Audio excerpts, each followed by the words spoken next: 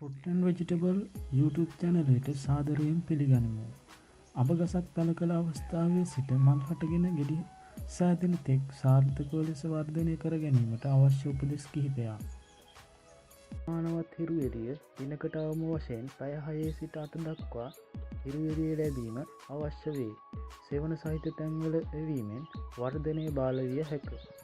අවදියේ මුල් හොඳින් පිහිටන තුරු නිතර ජලය සැපිය යුතුය. ගස වැඩිගෙන එන විට පස වියලී යන අවස්ථාවලදී පමණක් ජලය දැමීම ප්‍රමාණවත්ය.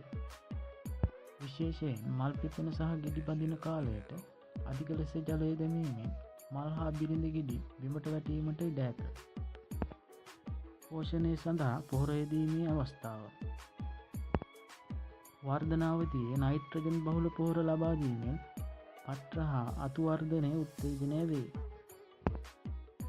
මල් හට ගැනීම ලංවන විට පොස්පරස් සහ පොටෑසියම් බහුල කාබනික හෝ රසායනික පොහොර ලබා දීම මගින් මල් පිපීම ගෙඩි තත්ත්වය ඉහළ නංවා ගත හැක. අතු කප්පාදු කිරීම ගසේ මැද හොඳින් හිරු එළිය සහ වාතාශ්‍රය ලැබෙනසේ අවශ්‍ය වියලී ගිය හෝ එකිනෙකා වැඩී ඇති අතු ඉවත් කර හැඩයක් ලබා දීම වැදගත්. මෙමගින් රෝග පැතිරීමද පාලනය වේ.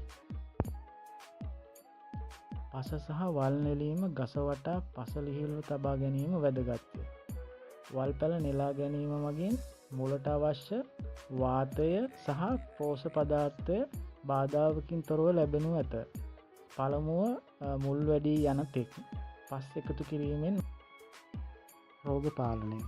අඹ ගස්වලට බලපාන ක්‍රොමීන් මයිටාවන් සහ පුස්වර්ග වැනි රෝගී තත්ත්වයන් කලින් හඳුනාගෙන ඒවාට අවශ්‍ය කාබනික හෝ කෘෂිකර්මක ප්‍රතිකාර මගින් ගස ආරක්ෂා කර ගැනීම. Food and vegetable YouTube channel එකෙන් අද ඔබට මං ගෙනාවේ අඹ ගසක් මුල සිට ගෙඩි හැදෙන තෙක් සාදා ගන්නා ආකාරය පිළිබඳව වීඩියෝවක්.